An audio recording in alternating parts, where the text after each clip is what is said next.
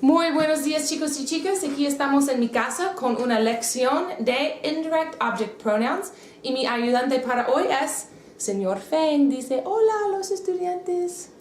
Hola estudiantes de mami. Ok, vamos a enseñar. Indirect Object Pronouns, or IOPs, that's what we'll be referring to them as because, well, you get sick of writing out Indirect Object Pronoun. You should definitely write it the first time though. Indirect objects and their pronouns tell who benefit or receive the direct object. Remember, we abbreviate direct object as DO, or for the pronoun DOP. Okay? So the direct object receives the action of the verb, and the indirect object receives the direct object. So it's like a chain reaction. ¿Entienden? A ver.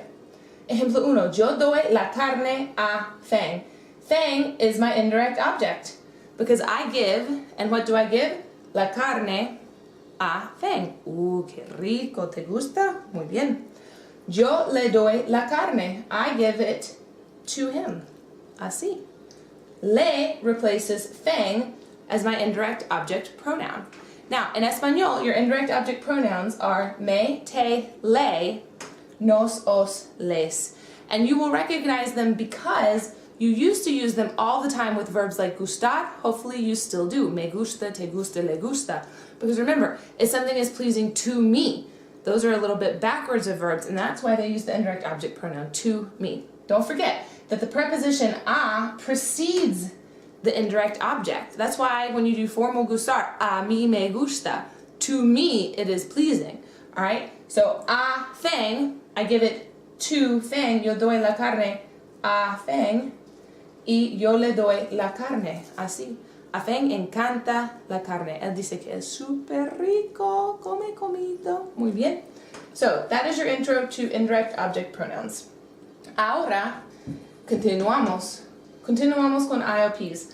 IOPs can replace the indirect object, or the sentence can have both. Remember with direct object pronouns, once you replaced it, it was gone. The whole sentence shrunk.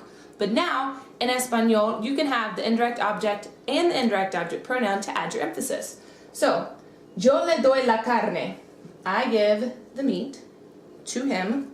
To him, le doy la carne. Or, yo le doy la carne a Fang. I give it to him. I keep my indirect object and I add my pronoun. Así es. Tus padres te dicen las reglas. Te dicen, they tell you the rules. The rules are the direct object and you are the indirect object because you are told the rules. Or you can have both. Tus padres te dicen las reglas a ti.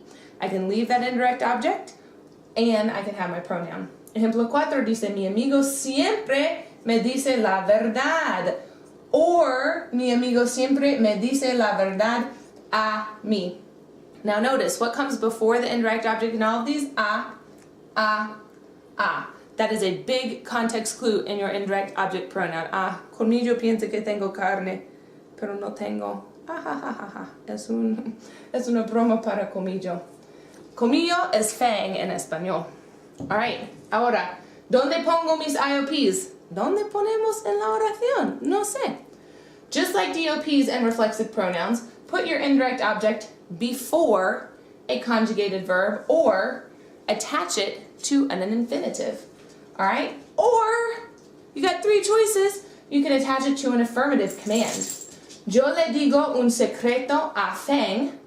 So I've got it here before the conjugated verb. Yo voy a decirle un secreto. I am going to tell him. The le is attached to the infinitive because I changed the first and I leave the second.